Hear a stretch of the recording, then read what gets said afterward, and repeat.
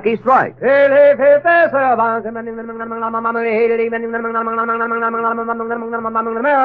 Lucky Strike, and Lucky Strike alone offers you important evidence gathered in the tobacco country by the world-famous Crosley poll. This evidence reveals the smoking preference of auctioneers, buyers, and warehousemen, the men who really know tobacco. Here's what the Crosley poll found. For their own personal smoking enjoyment, independent tobacco experts again name Lucky Strike first choice. Lucky Strike first choice over any other brand. These experts know their business. Their overwhelming preference for Lucky Strike, we believe, has a direct relationship to the quality tobacco we purchase for Lucky's and to the real, deep-down smoking enjoyment you may expect from fine tobacco. And when these veteran tobacco experts name Lucky Strike first choice for their own personal smoking enjoyment, then you know. LSMFT. LSMFT. Lucky Strike means fine tobacco. And fine tobacco is what counts in a cigarette. So smoke the smoke tobacco experts smoke Lucky Strike. Remember, independent tobacco experts again name Lucky Strike first choice. Lucky Strike first choice over any other brand.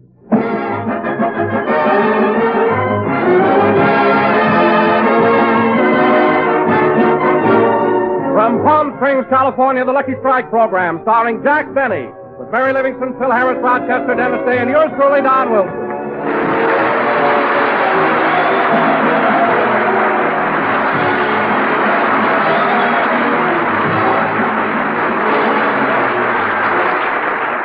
And now, ladies and gentlemen, we bring you the star of our show, toughened by the desert wind, tanned by the desert sun, and frightened by the desert prices, Jack Benny!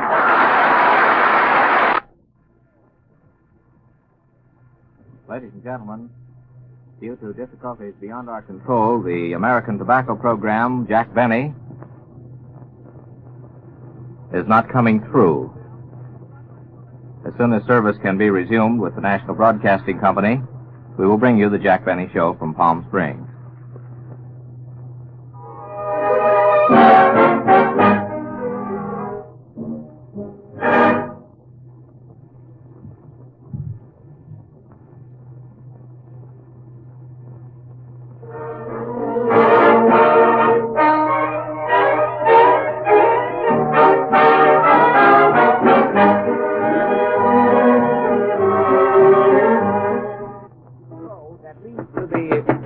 Pardon me, Don. Come in. Mr. Benny? Yes? On behalf of the Chamber of Commerce, I want to take this opportunity to welcome you to this desert paradise. Well, thank you very much. By the way, I don't want to get personal, but how did you happen to lose your hair? I left the call for 7 o'clock.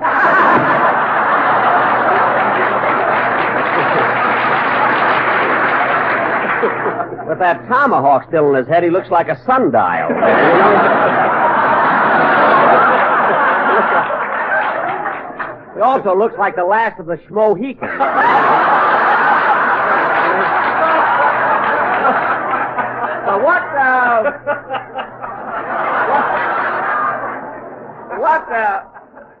So what was that you were asking me, Don? Well, I asked you about the motel you're stopping at. Where is it located? Oh, the Gitsy Gumi? Yes. Well, here's how you get there, Don. You know the street right back here, the one that leads to Cathedral City? Oh, it's this side of Cathedral City. No, Don. You go through Cathedral City. And then you know how the road curves out and goes on to Indio there. Indio? Why, you're not living way over in Indio, are you? No, Don. You go through Indio.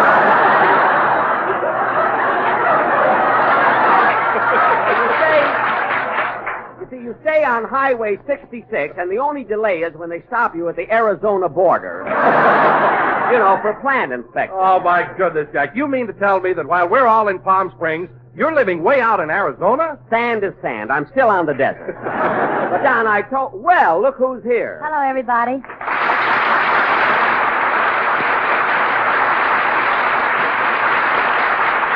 Well. Hello, Mary. Hi, Don. Hello, Mary. Jack, what are you doing in town? I came in with a safari. What am I doing in town? Why did you stay in Beverly Hills? That's closer to Palm Springs than when you're living now. I couldn't stay in Beverly Hills because I sublet my house. Oh, fine. He's here for 5 days and sublets his house. I may be here for 14 days. Who knows? You even look for a tenant when you go out to lunch. Now you're reaching, sister. Say, Mary, you look wonderful today, and that sure is a novel dress you're wearing. Oh, do you like it, Don? I certainly do. What's it made of? $20 bills. $20 bill? What gave you that idea? I went into a store here to buy a dress, and it was cheaper to sew the money together. You see, Don? You see, what did I tell you? Everybody's got to make jokes about the high prices. By the way, Mary, where are you staying? At the Racquet Club. You know, that's run by Charlie Farrell. He used to be a big movie star. I know. Gosh, Charles Farrell. I'll never forget him in Seventh Heaven. Neither will he. Anyway... Say, Mary, since you're staying at the Racquet Club, how about you and I playing some tennis, huh? Oh, I'd love to, Don, but it's been so windy lately. It sure has, especially yesterday. What are you laughing at, Mary? Jack and I were walking down the street, and it was so windy, I put my hair in a bandana, and Jack put his in his pocket.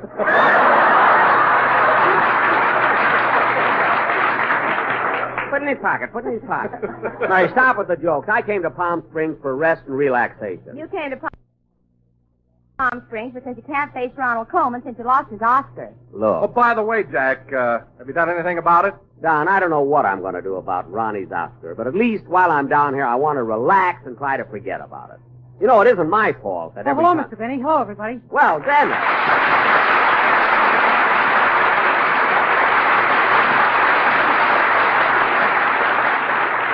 Dennis, you came in here just... Dennis, where'd you get that cowboy suit? It used to belong to the roughest, toughest Bronco buster in the West. What'd you say? I say it used to belong to the roughest, toughest Bronco buster in the West. Who's that? My mother. Your mother? Yeah, she used to sing bass with the Sons of the Pioneers.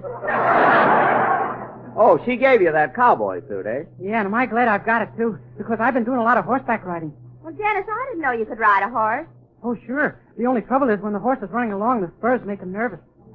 Well, Dennis, maybe you didn't fasten the straps tight enough when you put the spurs on your ankles. Oh, my ankle!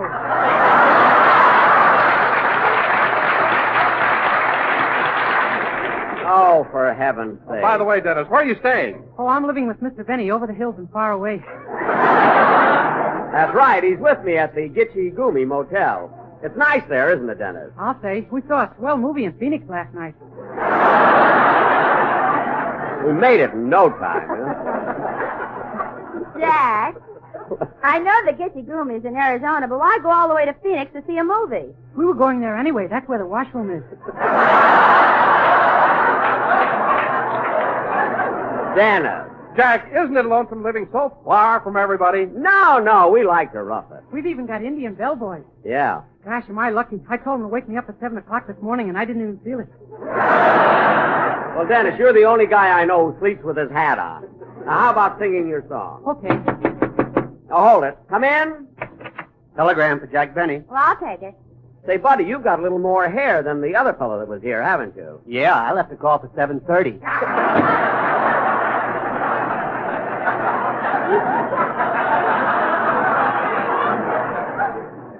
He looks like Phil's piano player, doesn't he? Amazing, he can't read music, but he can read lines. Your drummer looks like he left the call for 4 o'clock.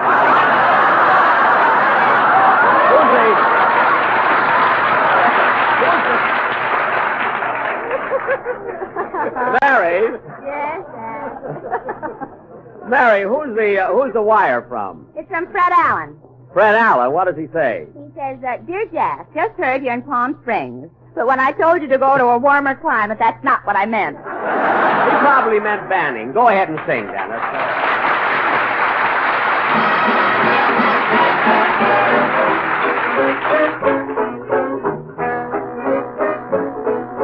I'm looking over a 4-leaf clover that I overlooked before. One leaf is sunshine, the second is rain. Third is the roses that grow in the lane. No need explaining, the one remaining is somebody I adore. I'm looking over a 4-leaf clover that I overlooked before.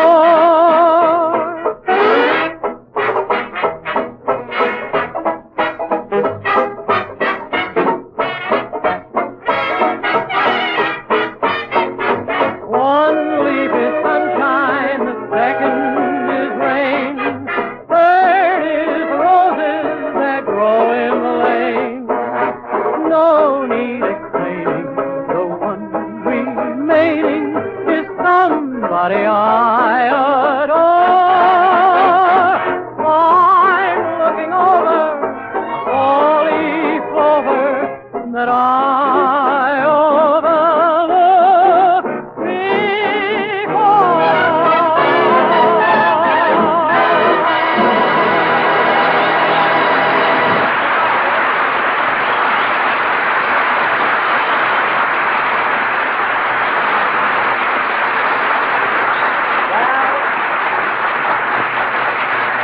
That was I'm Looking Over a Four-Leaf Clover, sung by Dennis Day. And Dennis, you were in very good form. This dry desert air is marvelous for your tonsils. I haven't got any tonsils.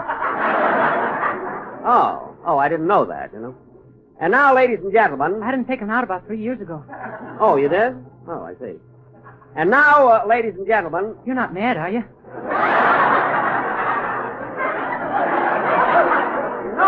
No, you can have your tonsils out if you want to. I had mine snipped, too. And by a wonderful doctor. Doctor, nothing. Rochester took him out. He did not. I finally wound up going to the doctor. You know that. Well, you were considering Rochester. Oh, considering. I asked him if he knew how. That was all. Isn't it amazing, Don? All I said to Dennis was, this desert air is wonderful for your tonsils, and look at the routine I got into. Now, Dennis, go sit down. And, Mr. Merrick, before we continue, I want to thank you for conducting the orchestra. You're welcome. And now, ladies and gentlemen... Jack, isn't Phil going to be on the show today? No, Mary, that's why Phil's musical arranger, Malin Merrick, led the orchestra. And if I say so myself, he did a very good job. But, Jack, why did he use such a long baton?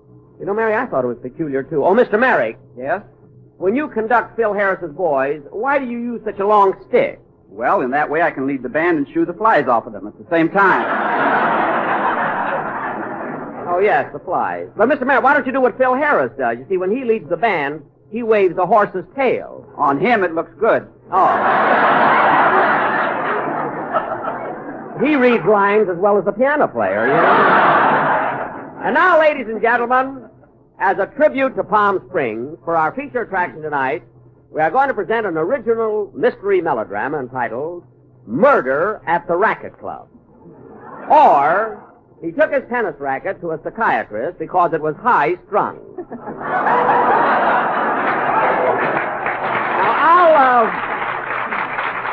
Now, I'll play the part... Oh, by the way, Jack, you come to Palm Springs quite often. Why don't you join the Racket Club? Well, Don, the only reason I haven't joined the Racket Club is because they don't take in actors. They don't take in actors. No. Don't tell me that all that ham around there is just for sandwiches. All right. Now, look, kids, we have a very long play to do. Oh, darn it, nothing but interruption. Hello? This is a long-distance operator speaking. I have a call from Beverly Hills. I'll take it. Hello? Hello, Mr. Benny. This is Rochester.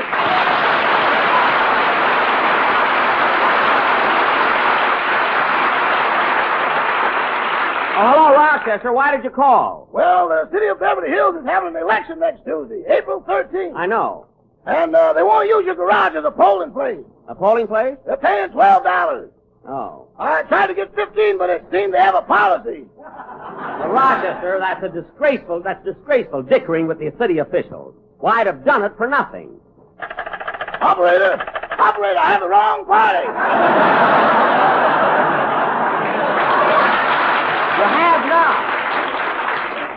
Now, Rochester, will there be room in the garage for all those voting booths? Yeah, I lined the Bendix washing machines along one wall and the voting booths along the other. And I already thought of a great slogan. What is it?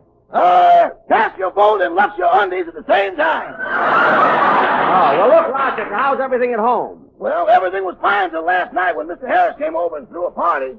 You let Phil Harris throw a party in my house? Oh, it wasn't my fault. You see, I was cleaning the front windows with soil off when Mr. Harris and some of his friends dropped in. Uh-huh. I said, hello, gentlemen. They nodded, grabbed the bottle out of my hand, and levity took place from there. Just one rehearsal, that's all I ask. They drank the soil off, that's awful. Maybe so, but they've got the cleanest hangovers in town.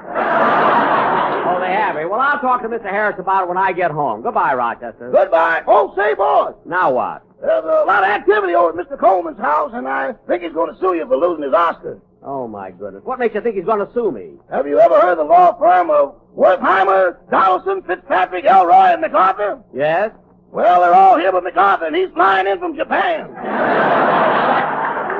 Look, Rochester, see if you can install Mr. Coleman for a while, and I'll try to think of something. Well, you better think fast, boss. Mr. Coleman's so mad he's putting slugs in your bendy. Oh, no. Oh, yeah. He hit the jackpot and got Greer Gardner's knife down. Rochester, don't worry me now. I'll call you back later. Goodbye. Goodbye. Gee, I've just got to do something. What's the matter, Jack? Ronald Coleman's really upset about my losing his Oscar. He might even sue me. Well, it's your own fault for borrowing it. I guess so. But, Mary, it's amazing how fate works. Rochester wanted to see an Oscar. I borrowed Ronald Coleman. I got held up and lost the Oscar.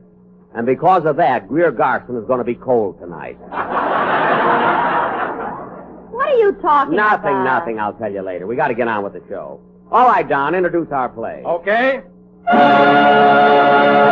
Murder at the Racquet Club. Mr. Merrick, that wasn't funny. Well, I got in trumpet. Oh. Go ahead, Don. The scene opens at the Palm Springs police station. Captain O'Benny is sitting at his desk, attired in a sun helmet, pin badge, and shorts. Curtain. Music.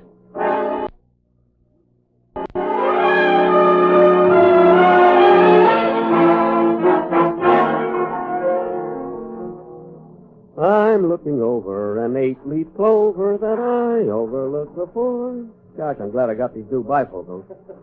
Yum-dee-da-dum-dum, dum-dee-da-dum. There's the phone, Chief. I'll get it, O'Day. Hello, Palm Springs Police Station and Date Shop. Captain O'Benny speaking. Oh, it's you, Sergeant. What's that? You arrested 2 fellas. Well, let them loose.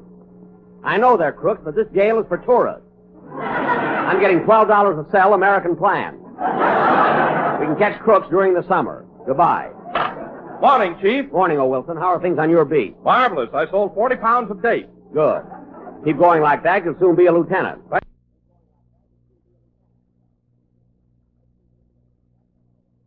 Thank you, sir. Is that better than a big fat sergeant? Yeah.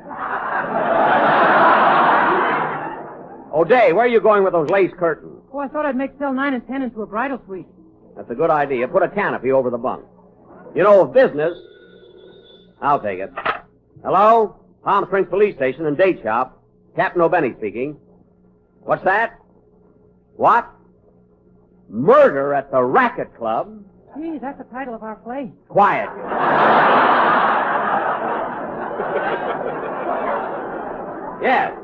Yes, we'll be right over. What's up, Chief? Townsend Trueheart, the well-known playboy, has been murdered. Oh, Wilson, get the police car. Yes, sir. We better take along the strong arm squad. O'Shaughnessy, O'Mallory, O'Flannery, and oh, what a pal was Mary. He gets mad if I don't use his full name. Are you ready, boys? Good. Now, come on, fellas. And I'm going to find the murderer of Townsend Trueheart, or my name ain't...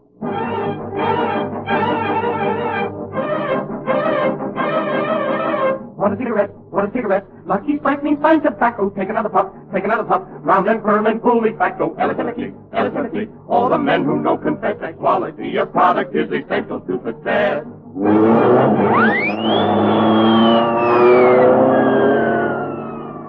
Calling all cars. Be on the lookout for newlyweds.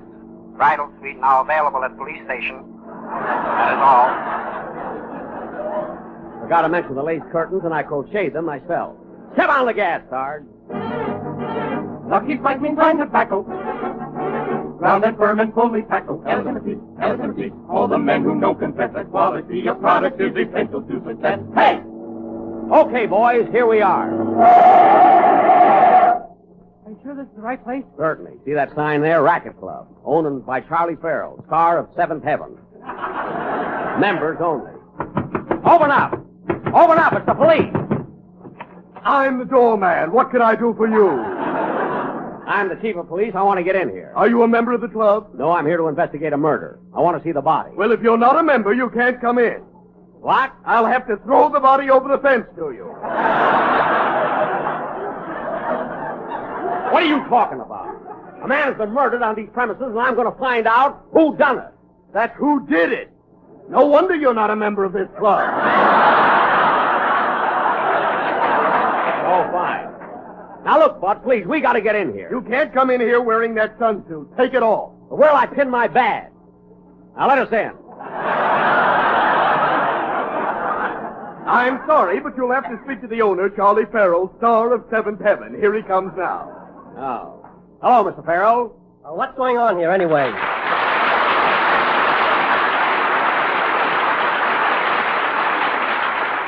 Thank you. Thank you very much. Stop bowing. Now, listen, Farrell, I'm Captain O'Benny of the Palm Springs Police Department. Glad to know you. I'm Charlie Farrell, star of Seventh Heaven. I know. Now, listen. Townsend Trueheart has been murdered on these premises, and I'm going to find out who done it. Who done it? I warned him. All right, did it. Now, come on, men. Follow me. Lucky Strike is fine tobacco, round and firm and fully packed and easy on the draw. Hey! Now, Mr. Farrell. Mr. Farrell. Tell your clerk I want the names of everybody that lives here. Why don't you look in the register? I think I will. Not that one!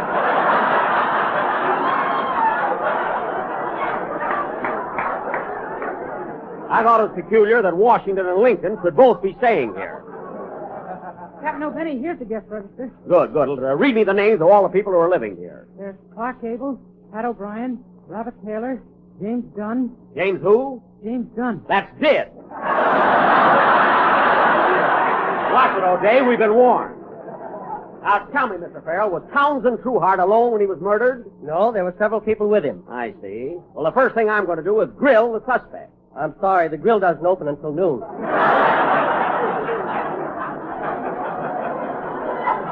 What? I had that line, but I wouldn't touch it.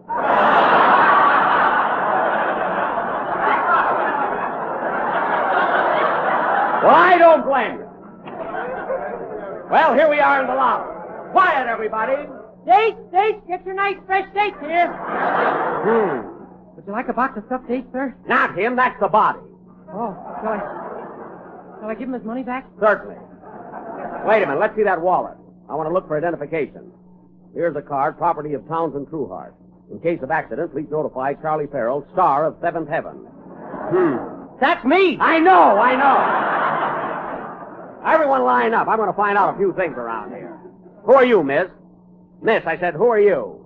Who am I? Well, I happen to be Missy LaRue, the movie star. What's the matter, Miss LaRue? Have you got a cold? Yeah, I caught it in Naked City. Wait a minute. I saw Naked City. What were you? A bare midriff. Oh. From now on, I'm working in shorts. What? I had that line, too, but the censor took it away. Oh, well, I'll get back to you later, Miss LaRue. I'll just see who's in the next room. Come on, men. Follow me. Elitimity, all the men in Seventh Heaven do that Charlie Farrell was essential to success. Hey! Hold it, men. There's a suspicious-looking character sitting over there in that chair. Hey, you, come over here. What's your name? My name is Paul Lucas.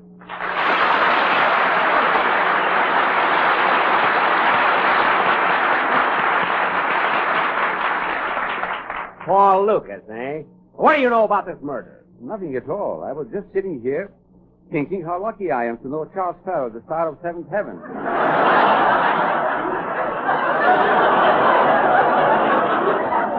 Just a second, you.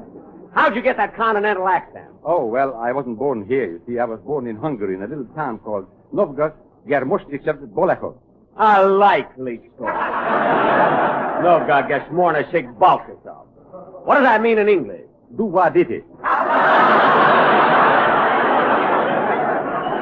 Gee, they have one over there, too. Well, tell me, Mr. Lucas, what is your occupation? Oh, I'm a movie actor. Oh.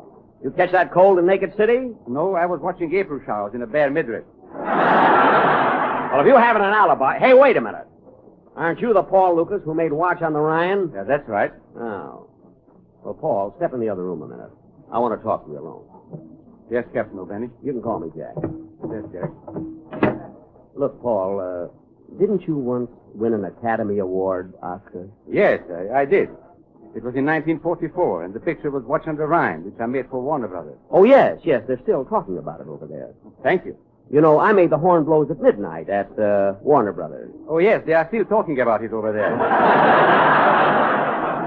Now, look, Paul, I'll be honest with you. I'm in an awful jam, and you can help me out if you'll just lend me your Oscar for a couple of weeks. But why? Well, look, 2 weeks ago, I borrowed Ronald Coleman's Oscar, and it was stolen from me. Now he wants it back. I tried everything.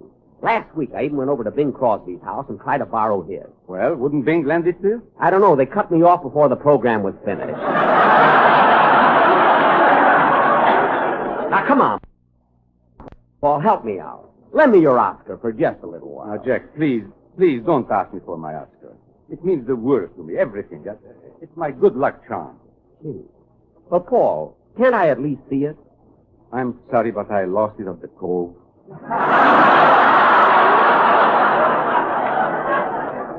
The Cove? Yeah, that's the place that made Palm Springs the naked city. Well, then you can't help me out. I'll see you later, Paul. Hey, wait a minute, Jack. What's going on in the other room? We're doing a murder mystery. All right, man. Independent tobacco experts again name Lucky Strike first choice. Lucky Strike first choice over any other brand. American. The famous Crosley poll has just completed an impartial survey in 11 southern tobacco states. This poll, taken among the tobacco experts themselves, reveals the smoking preference of the men who really know tobacco. Yes, For their own personal smoking enjoyment, independent tobacco experts again name Lucky Strike first choice. Lucky Strike first choice over any other brand. these are the experts, auctioneers, buyers, and warehousemen. And we believe their overwhelming preference for Lucky Strike has a direct relationship to the quality tobacco we purchase for Lucky. You've heard the poll results. Now listen to what Mr. George Swinebroad, ace tobacco auctioneer from Kentucky, recently said. At auction after auction, I've seen ripe, light, sweet-smoking tobacco bought by the makers of Lucky Strike. I've smoked Lucky's 21 years. So for your own real, deep-down smoking enjoyment, remember, LSMFT, LSMFT. Lucky Strike means fine tobacco. So round, so firm, so fully packed, so free and easy on the draw.